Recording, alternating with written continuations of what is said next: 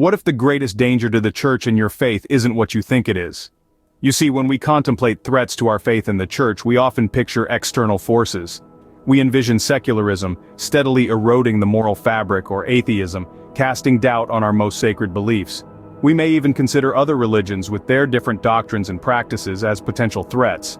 But are these perceptions accurate? Are these external factors truly the most significant threats to our faith in the church? Or are we perhaps missing the forest for the trees? Let's take a step back and contemplate. The church, after all, is not just a building, it's a community, a family of believers united by faith. And your faith, it's not just a set of beliefs, it's a personal relationship with God, shaped by your experiences and your understanding of His Word. So, what if the most significant danger to these precious entities is not an external force, but something more insidious, more subtle, and much closer to home? It could be a threat that doesn't announce itself with grand declarations or opposing beliefs. Instead, it could be something that creeps in unnoticed, slowly sapping the vitality of our faith and the life of our church communities. Perhaps we're so focused on the threats we can see, the tangible external challenges, that we're overlooking the unseen danger lurking within our very midst. This unseen enemy doesn't wage war with loud battles, instead it silently infiltrates, undermining our faith and the church from within. So I urge you to ponder on this. What if the real danger to our church and our faith isn't what we've been led to believe? What if it's not secularism, atheism, or other religions? What if the true threat is something we've been overlooking all along? The true enemy might be closer to home than you think. Let's take a look at the state of the Christian faith today. The current landscape of Christianity is as diverse as it is vast, with an estimated 2 billion followers worldwide. This makes it the largest religion on the globe, a testament to its enduring appeal and the timeless message of love and redemption it carries. However, it's not all sunny skies. Trends in church attendance are telling a different story. In many parts of the world, especially in the Western Hemisphere, church attendance is on a steady decline. Sundays, once reserved for worship and fellowship, have become just another day in the week for many. What's more, the role of faith in modern society is shifting. In an era of rapid technological advancement and scientific discovery, some find it challenging to reconcile their faith with the world around them. The rise of secularism and the nones, those who identify with no religion, is a testament to this shift. Yet Christianity is not just about numbers, it's about community, about shared values and beliefs. It's about offering moral guidance and spiritual comfort. Across the world, Christian faith continues to shape societies and cultures in profound ways. For instance, consider the role of Christianity in social justice movements. From the civil rights movement in the United States to the fight against apartheid in South Africa, the Christian faith has been at the forefront, championing the cause of the oppressed and the marginalized. Moreover, despite the challenges, there are places where Christianity is flourishing. In Africa and parts of Asia, the Christian faith is witnessing a resurgence with growing congregations and vibrant expressions of worship. So Christianity today is a tapestry of contrasts, of growth and decline, of tradition and innovation, of challenges and opportunities. It's a faith that's evolving, adapting, and persisting in a changing world. So, what's causing this shift in the landscape of Christianity? The biggest danger to the church and your faith isn't an external force, it's apathy. Apathy. It's a word that echoes in the halls of our churches, in the hearts of many faithful. It's not a loud, boisterous sound, but a quiet, insidious whisper, slowly eroding the bedrock of faith and community. It's not the sword-wielding enemy at the gates, but the silent killer within the walls. Imagine a body of believers where passion for the word has been replaced by indifference, where the fire of faith is reduced to smoldering embers. This is not the vibrant, life-filled body Christ envisioned. In the book of Revelation, he warns against lukewarm faith, saying, "So, because you are lukewarm, neither hot nor cold, I'm about to spit you out of my mouth." That's a stern warning against apathy. Apathy can take root in many ways. It can come from a lack of understanding, from not fully grasping the depth and breadth of God's love for us. It can arise from the distractions of the world, from the daily grind that leaves little room for reflection and spiritual nourishment. It can also stem from heartbreak and disappointment, from unanswered prayers that lead to disillusionment and doubt. But whatever its source, the result is the same. Apathy leads to a faith that is hollow, a faith that is merely going through the motions without the heartfelt conviction that should be its driving force. It leads to a community that is disconnected, where the bonds of fellowship are weakened, and the sense of shared purpose is lost. Let's not forget, the enemy doesn't always roar. Sometimes it whispers. It's in the whisper of apathy that we must be most vigilant. For it in this whisper that our faith, our community can be quietly undermined. Remember, the church is not merely a building, it's a body of believers bound together by a shared faith. A faith that should be vibrant and alive, not lukewarm and indifferent. Apathy, it seems, is the silent killer of our faith. How does apathy affect the church and individual faith? The impact is profound. The consequences of apathy can be seen in many ways, and its effects are felt both personally and within the community. The church, as a pillar of faith and community, is not immune to the cold grip of apathy. Imagine a church with a congregation full of passion, full of fire for their beliefs. Now imagine that fire slowly dying out, replaced with a lukewarm indifference. That's the power of apathy. It can turn the most vibrant of churches into empty halls, where the echoes of past fervor are the only remnants of faith. The once bustling Sunday services dwindle, the community outreach programs fade, and the once vibrant tapestry of faith starts to unravel. On a personal level, apathy can be even more destructive. It can lead to a loss of faith, a spiritual drought that leaves the soul parched and yearning for the living waters of belief. Apathy can make us question our faith, leading us down a path of doubt and disbelief. It can make the scriptures feel distant and irrelevant, the prayers feel empty, and the connection with the divine feel strained. But apathy doesn't just impact the individual or the church, it can ripple out, affecting the community at large.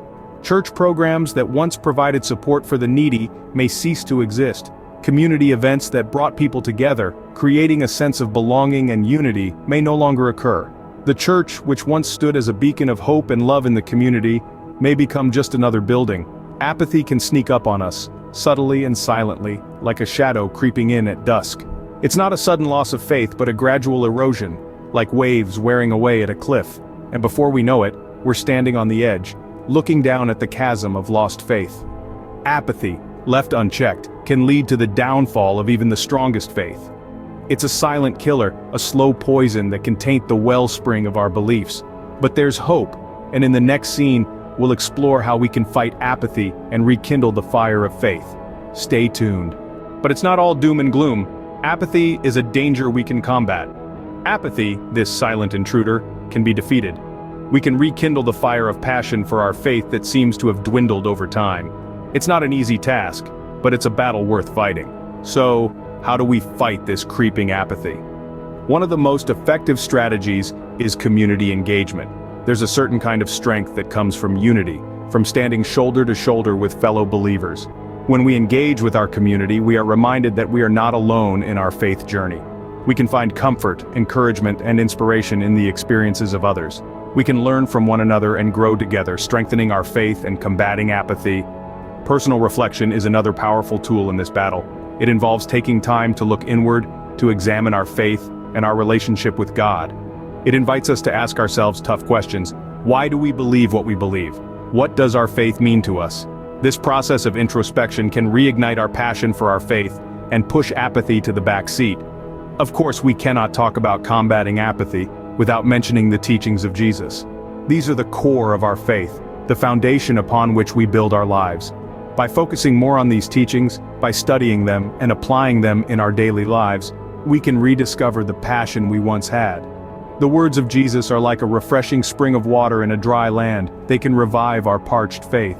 Combating apathy is not a one-time event, it's a continuous process. It requires commitment, effort, and most importantly, the grace of God. But remember, we are not alone in this fight. We have each other and we have God on our side. Together, we can keep the flame of faith alive. When we rekindle our passion for faith, we not only strengthen our own beliefs, we can revitalize our entire community. Imagine a flame burning bright and fierce. This flame, friends, is the symbol of passionate faith. It is the beacon that illuminates our path, the warmth that sustains us in the coldest nights. It's the spark that can ignite a revolution of love and service. Passionate faith is not just about fervent prayers or zealous worship.